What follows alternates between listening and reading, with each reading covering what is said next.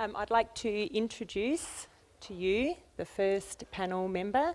We have with us Kelly Ann Saffin. Now, Kelly grew up in Mount Gambier. She is based during the week in Clare, and she has a vineyard with her partner in the Barossa, which is where she spends her weekends. She tells me working very hard, but I'm not entirely sure about that. She's the Chief Executive Officer of Yorke and Mid-North region for Regional Development Australia.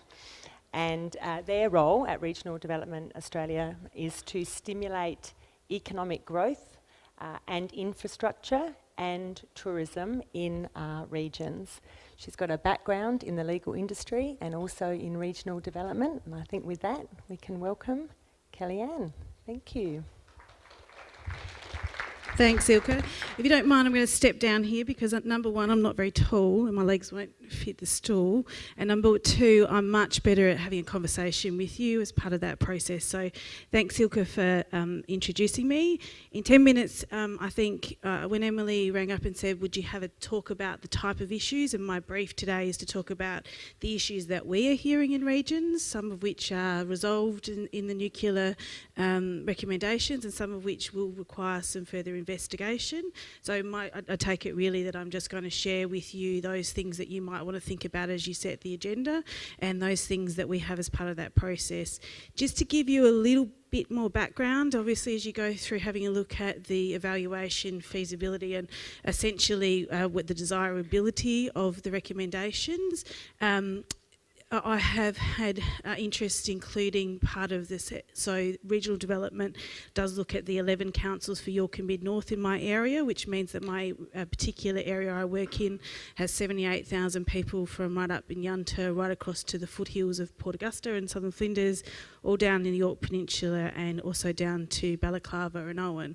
I don't pretend to know every single one of those 78,000 people, and nor would they, nor to represent exactly all of their views, but just to give you a little bit more clarity on the type of work that we do. I am the liaison point with South Australian Tourism Commission for Clare Valley Tourism and the publication and information of brochures, as well as being the treasurer for Southern Flinders Regional Tourism Authority, and I'm also the treasurer of the Upper Spencer Gulf Common Purpose Group, which is the three cities of the Upper Spencer Gulf, Port Pirie, Port Augusta and Whyalla, and looking at their economic positions. I have a board of management. That board is drawn from local community and business people as part of that process, and that also means that we have the unique position of being funded as a not-for-profit by Commonwealth, state and local government.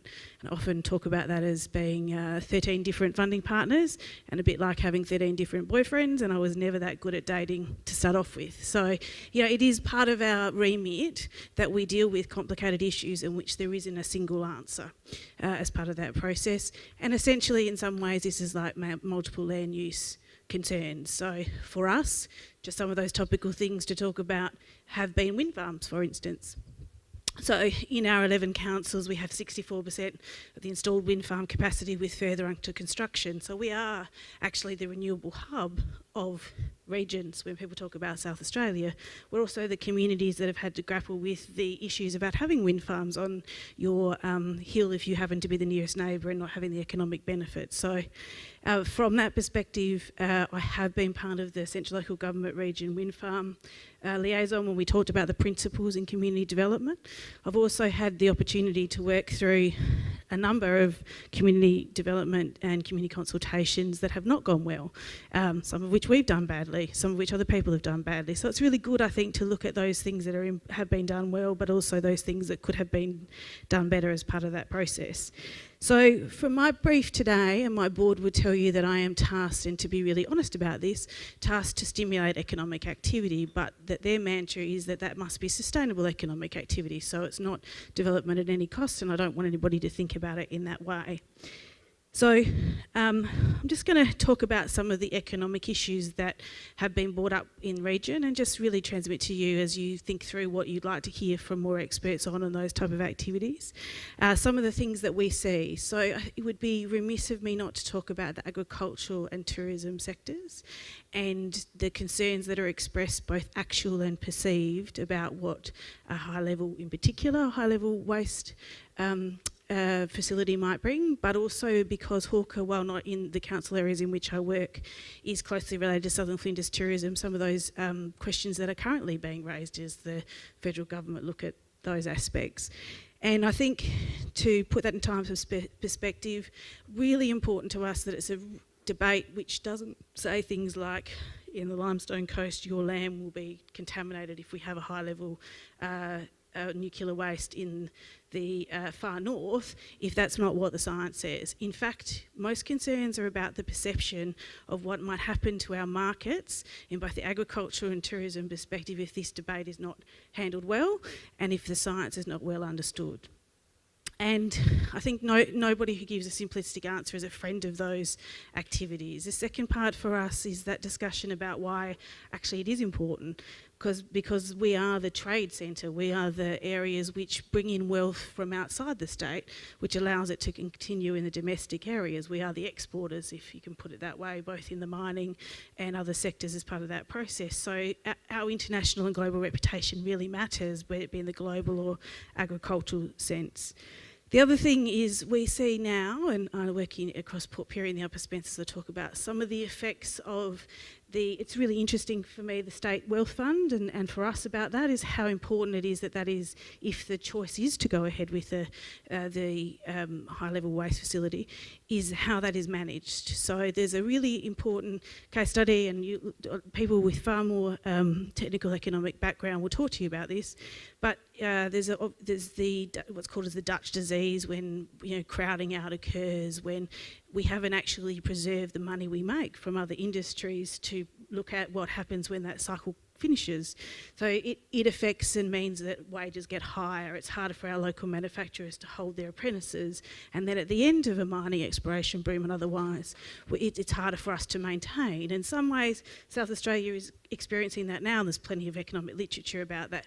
What is interesting about this is the discussion that talks about a state wealth fund and understanding exactly what that's for, particularly because in Norway, which is often talked about as an example where it's done differently, as part of that process, they have actually preserved the benefits for future generations and for other sectors. So from my perspective, the discussions we have is, what does that actually mean and where does the benefit happen as part of that process? Now, somebody's going to give me a 2-minute warning because I'm much more of a conversationalist. Cool. So I think, that's the kind of the general discussion, some specific issues that I think from a regional perspective we're talking about, that we're having those discussions. I've had the opportunity to go to Lucas Heights, and just a general observation, personal only, it really helped me to understand the spatial context, to understand how close Lucas Heights was, different kind of facility and low level, to understand the geographical area and to have some context in my mind about what that is, because I think that for everything you can see, understanding that really gives you a better perception. So in my head, if you're thinking about it, how you think about yourself in that, to understand what that means in terms of ovals. Second of all, often talked to us about is what is going to be the impact, and I alluded to it before, in terms of agriculture and tourism. So we've already thinking about how is it that Champagne deals with its reputation when it has a nuclear reactor in the province as part of that process. And from my perspective, that's the type of thing that we'd be looking for more information for, and I suspect it's the best used example in this space. There are obviously, outside of my knowledge, better examples, I'm sure. Second thing is, what will be the impact upon the Upper Spencer Gulf in terms of transport as part of that process? Thanks. Where will that be? What are the safety concerns, and how will that be managed with existing industries, particularly fishing in the Upper Spencer Gulf, but also the existing manufacturing and other issues? And thirdly, something that's really important specifically is the benefit to the regions. I think most people would say in regional areas that they want to know that there is also a real and tangible benefit to them if there's going to be either an actual and or a perceived disadvantage to their industry. They want to know that the security or the department that is involved is actually domiciled in the region, that has some local understanding and knowledge. It's a little bit like positioning. It's a little bit difficult as part of that process, but I think they would want to see that there was a real answer and expectation that was that if those areas, particularly around the Upper Spencer Gulf and far north.